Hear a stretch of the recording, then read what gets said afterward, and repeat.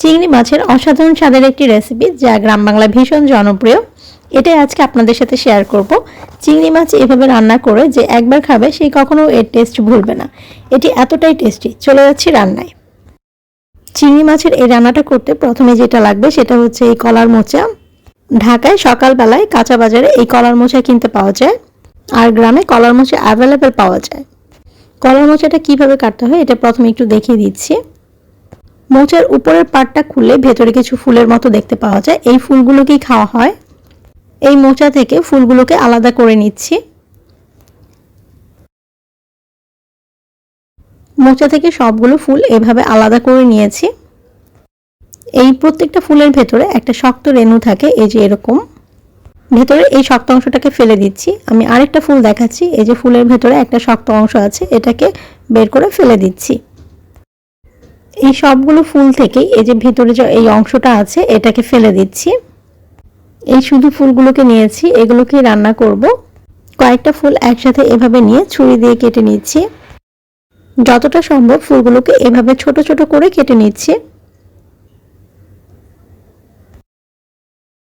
সবগুলো ফুল এভাবে কেটে নিচ্ছি।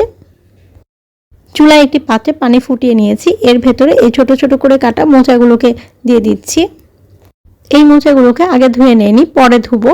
আর এটাকে 10 থেকে 15 মিনিটের মতো এভাবে সিদ্ধ করে নিচ্ছি বা ভাপ দিয়ে নিচ্ছি। মোচাগুলোকে ভাপ দিয়ে নেওয়ার পর একটা স্ট্রেনারের ভেতর নিয়ে পানি ঝরিয়ে নিচ্ছি। যেহেতু মোচাগুলোকে আগে ধুয়ে নেইনি সেহেতু ট্যাপের পানি দিয়ে ভালো করে মোচাগুলোকে ধুয়ে নিচ্ছি। এর ভেতরে কষ বা ময়লা যা আছে সব বের হয়ে যাবে। চুলায় একটি প্যানের ভেতর সয়াবিন তেল দিচ্ছি। এখানে সয়াবিন তেলের পরিবর্তে সরিষার তেলও দিতে পারবেন। তেলটা গরম হয়ে গেলে এর ভেতর 1/4 কাপ পেঁয়াজ দিয়ে দিচ্ছি। 20 থেকে 22টার মতো কাঁচামরিচ এভাবে চিড়ে দিয়েছি। এই রান্নায় অন্য কোনো মরিচ ইউজ করব না, এই জন্য কাঁচামরিচটা এখানে একটু বেশি দিয়েছি। আর কাঁচামরিচ দিয়ে করলে এই রান্নাটা বেশি টেস্টি হয়। এর ভেতর কিছুটা পরিমাণ আস্ত জিরা দিয়ে দিচ্ছি। 8 থেকে 10টার মতো একটু বড় সাইজের চিংড়ি মাছ এর ভেতরে দিয়ে দিলাম। এই রান্নাটা সচরাচর ছোট চিংড়ি মাছ দিয়ে করা হয়, এর জন্য এখানে 1 কাপ ছোট চিংড়ি মাছ দিয়ে দিয়েছি।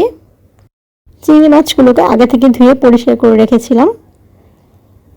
এর ভেতরে দিয়ে দিচ্ছি 1/2 টিস্পুন লবণ আর দিয়ে দিচ্ছি 1/2 টিস্পুন হলুদের গুঁড়া।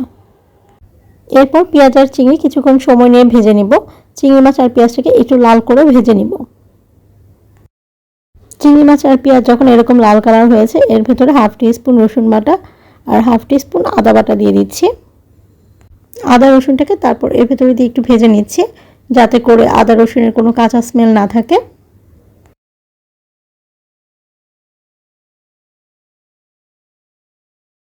একটা বড় সাইজের আলু এরকম চিকন চিকন করে কেটে নিয়েছি, যতটা সম্ভব পাতলা করে কেটে নিয়েছি। এই আলুগুলোকে চিংড়ি মাছের ভেতরে দিয়ে দিচ্ছি।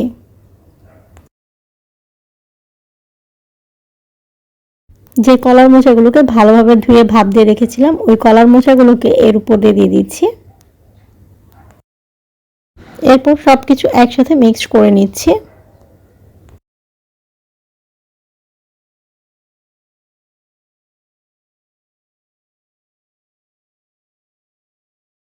সবশেষে এর ভেতর অ্যাড করে দিচ্ছি 1/2 টিস্পুন গরম মশলা গুঁড়া বা শাহি গরম মশলা গুঁড়া।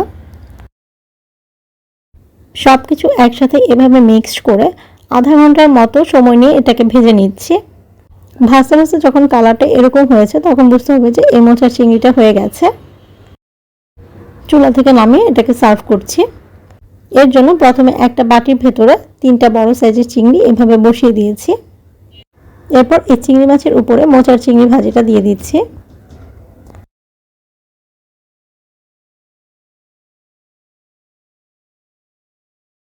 একটা চামচ দিয়ে একটু প্রেস করে করে দিচ্ছি যাতে এটা বাটির শেপ হয়।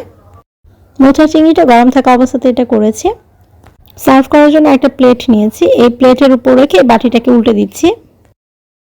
বাটিটাকে আস্তে করে উঠিয়ে নিচ্ছি। এরপরে বাটির শেপে তৈরি হয়ে গেছে মোচার চিংড়িটা।